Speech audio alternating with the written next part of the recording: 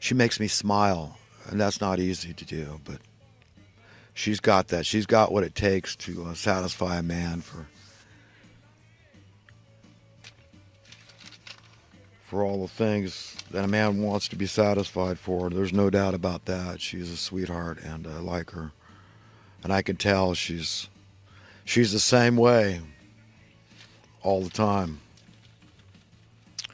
And, if God wants it to be done, let's lay it at God's feet, one day at a time and let it be comfortable. And if it happens, it happens. If it doesn't, it doesn't. But I got to be in love. I mean, as difficult as it is, as easy as my life is, it's kind of boring, a man is not content without a woman, and there's nothing I can do about that. As much as I would like to believe I could be, I don't. That's why I tell other single men, I say, don't ever think you're going to get comfortable with that. Don't ever think you're going to get used to it. Don't ever think you can ever be truly self-satisfied. Nice in theory, but in practice, it doesn't work. But anyhow, I don't want to go into more, but there's a reason why I just got to thank for this gal, and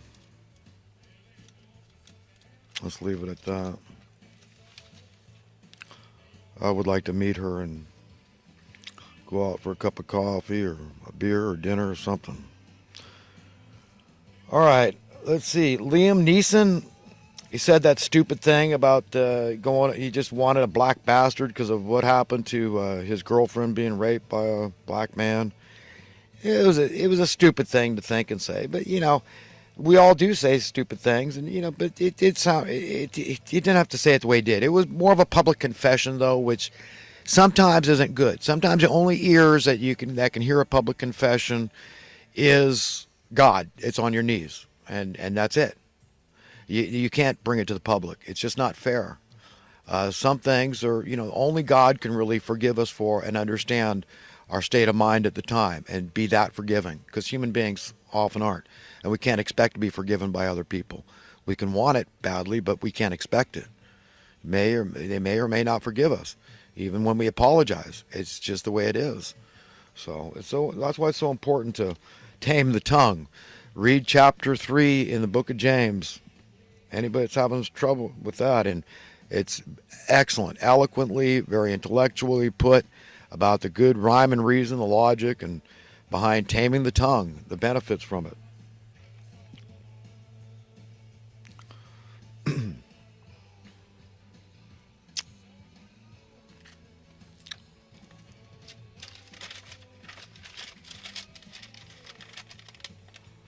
This Virginia governor thing with the blackface and the post-birth organ harvesting, this is a mess. But we got to talk about the devil in the details, all the money that's involved in those. There's another thing that a basic universal income would prevent, but we're not going to talk about that, are we? In regard to this, Nancy Pelosi and the Democrats, the so-called pseudo-Democrats, pseudo-liberals, pseudo-socialists, won't talk about a basic universal income as an extension of Social Security, how to do a Tobin tax, and all that money goes right back into Wall Street later anyhow, as people buy and sell and trade. And in your local communities, it always trickles up to Wall Street. So, but anyhow, I've got good riddance. I don't care about these people, these governors and whatever. It was the Democratic Party anyhow started this whole KKK thing. A lot of Democrats don't know that, but they need to be. A lot of blacks need to know that. But they're not educated in that regard. They're mal-educated in that regard. Yeah, you can read up about the Chamber of any controversy about these people and how they do propagandize through their PR. Huffington Post, I was reading a good article there, so I suggest you look at that and read for yourself. I mean, I'm not just being mean. I'm not picking on any individuals. I get it. I mean, you go to school to learn public relations and this, and where do you think you're going to get a job? This quasi-proxy government, entity type thing is what it is. Like real estate agents, they tend to do a lot of puffing, bragging about, oh, this is great, do this, encourage it. Industry, oh, yes, oh, this is the place to live. Oh, this is the property to buy. Just like real estate agents do, everything's good. The more the merrier. And yes, yes, everything's positive. And you're making the right decision to spend your money here and do this. So as a true capitalist and a true conservative, I'm offended by intellectual dishonesty. I find it much more conniving than just straight up lying. A straight up liar, you can laugh at it, that's absurd. But the connivingness of it, just the premeditated, malice aforethought nature of intellectual dishonesty is what makes me nuts. Planned out, deviant, the deviant nature of it. Saw a Crime Files episode this morning. Big successful real estate agent worth, what did they say, about $25 million? Three brothers, and main brother got bad terms with the other one that stole $300,000, embezzled for. So he gets murdered, the whole thing, all these family destroyed, a few bucks, good. Oh yeah, we should all just love money and just keep believing and trusting that, that's the answer. We're going to win the lottery and we're going to succeed financially. We're going to pull a rabbit out of the hat and everything's going to come up roses because we succeeded. Ugh. What it does to people, it makes them sick, man. So, this lack of affordable housing has gotten really bad. And one contractor said that the fees that the government charges, what's government? It's supposed to be we the people, the only legitimate government. But no, it's bureaucrats and politicians and crap quasi-agencies. But he says it's like $50,000 for a lot of houses, just the building fee. So before they can build the house or during the process, it's going to cost them $50,000 right off, boom, from jump in fees to build the house. That's added to the ticket price of the house. Do you understand? Back in the 60s, you could buy 5 houses cash for that. Do you understand? Nice houses, $10,000, anywhere, by the coast, in Santa Cruz, on the beautiful Monterey Bay. Our currency has been debased to the nth degree, man, through raising our cost of living tax, inflation. Who to blame? Don't blame locally. Blame the Federal Reserve and these political traitors, these quislings that have betrayed the American people. Harvey Levin is, I think, sometimes intellectually dishonest on TMZ.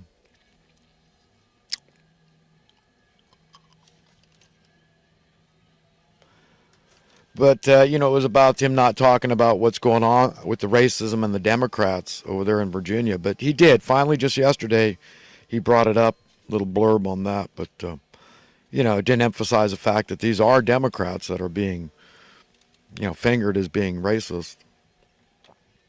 Want to think that it's all the Republicans that are racist, not Democrats. About all these women that are pushing to be president, there is a woman that I 100% on board with. I saw a Robert Steele guy, like former CIA agent. Listen, Cynthia McKinney. Oh my God. This woman is so smart. She's so good. She's just like the Virgin Mary or something in my mind. Okay, I would just love an opportunity to vote for Cynthia McKinney as president. I hope she doesn't run against Trump because I would be torn and I would have to vote for Cynthia. Okay, but yes, I would definitely be down with having a woman president as long as someone like her. Hillary, oh my God, no. Nancy Pelosi, oh my God, no. There's a few women, oh my God, no. Okay, but my own daughters would make superlative presidents. I know that for sure. When we look at their dad, they had to listen to me their whole life. My oldest daughter has been teaching English down in the San Diego area for quite some time now. She's in her mid-30s now, but I remember her and I would have these arguments. And she liked to get cerebral, intellectual with me with these, and she'd bicker back and forth. And she had her own arguments. She had her own mind made up that she was right about something. We'll go back and forth for a while having a conversation. And finally, right before I was able to just make my point, she'd shut me. She'd stop talking. She wouldn't debate me. Funny, I love that daughter so much. But she knew it, and I'd call her because I knew she knew my point. So she didn't want me to shut up, so I would shut up.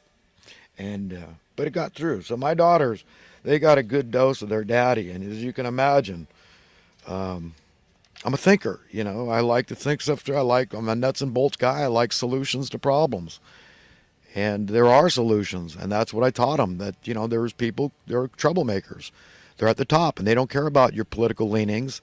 They don't care about your philosophies of socialism or capitalism or anything else, conservatism, liberalism. They don't give a crap. These are evil people, man, that are running the show, that create the policies that we're all either coerced or mandated by law to follow. They're affecting our psyche, our paradigm, everything about our reality, man. They're moving the Overton window.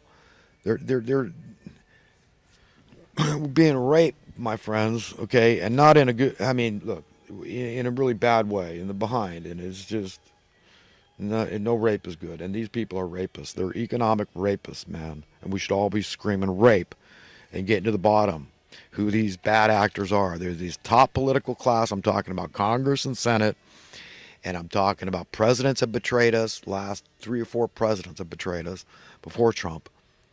And there's the money printing class. At the top of this pyramid, these people that are pulling our strings are the money printing class. That's intense. That's insurmountable power. Only God can help us out of this mess, man. We're in a lot of trouble, man. President Trump's State of Union address, I thought it was pretty good, but he was too much just, blanketly rah America and all this crap, that chant about USA. Listen, America's done some bad crap, and we got to confess, we got to admit, it's not going to help at all to brush this stuff under the rug. We got to get it out there, man. And we got to talk about 9/11. I mean, Trump, come on, was that American? I mean, what's the cover-up? Was 2008 bailout? Is that rah America? Yeah, we're going to bail out the criminals that caused all these foreclosures and all this wreaking havoc in our land. And no, man. I mean, we need to, when we're wrong as Americans, we've got to admit it. Admit there's un-American policy about this immigration thing we need to talk about. We've got to conflate the homelessness in America, the existing natives, with this problem. What's going on here? To get to the bottom, we've got to talk about these issues and how it's unfair, and it goes against American principles and precepts to allow people to cut in line. It's wrong. And we got to talk about the Labor Department, whose job it is to set the minimum wage, to give wage adjustments, and at the Social Security Department. Where's Trump on that? So, yeah, I think his script writers are lacking. Obviously, he's got to be reading off a teleprompter. How else could he remember all that crap? So, yeah, I like some of it, but I don't like a lot of it. It's got to be more unifying. It's got to be just, get to the meat of the matter, Trump. What about the wealth imbalance? About the poverty that's being created, how it's impossible now to enter middle-class home ownership in California now, and how it's spreading across the country, and that's a bad thing. There's no equivocation about it. It's a bad thing. Wealth imbalance and poverty creation, the social welfare industrial complex, the debt industrial complex, the dubious warfare industrial complex, the social welfare industrial complex, all these issues we have, the crime industrial complex. What truly fiscally conservative policies, like a basic universal income. Why isn't Trump talking about that? Tax on Wall Street, on the Tobin tax, and how good that'd be for your local communities. How much the Chamber of Commerce would appreciate that. How good that would be for businesses in your local community. I'm just saying, folks. So money is the root of all evil. And this abortion issue, Trump needs to talk about the money involved. They got these late-term abortions. They're keeping the kids alive, I guess, after birth even, for the harvesting of the organs, keep them fresh. And, all this. People say, well, they can feel pain at that point. They're living children, have been born already outside the womb, and you're keeping them alive so you can harvest the organ. I mean, this is so macabre. It's like, and God's witnessing this. Put yourself in God's position. You got to watch all this crap. What are you thinking? All through history, read all history. You see what God's had to witness and what he's having to witness to this day. What's going on? And you wonder what opinion you should have about stuff, what side of what issues. I mean, come on, man. We got a hell of a lot more in common here than out of common. This is about our species, about our race surviving and thriving and trying to find our way out of this muck and mire that's been just, we've been inundated with. It's a mess, man. We're in so much trouble.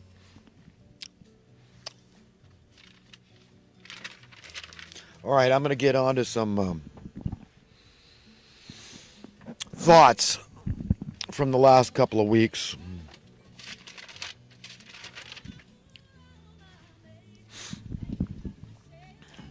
So, you want to know when you'll finally be truly free, absolutely free. Answer: once women are free, once blacks are free, once browns are free, once yellows are free, once reds are free, once whites are free, once communists are free, once socialists are free, once capitalists are free, once Democrats are free, once Republicans are free.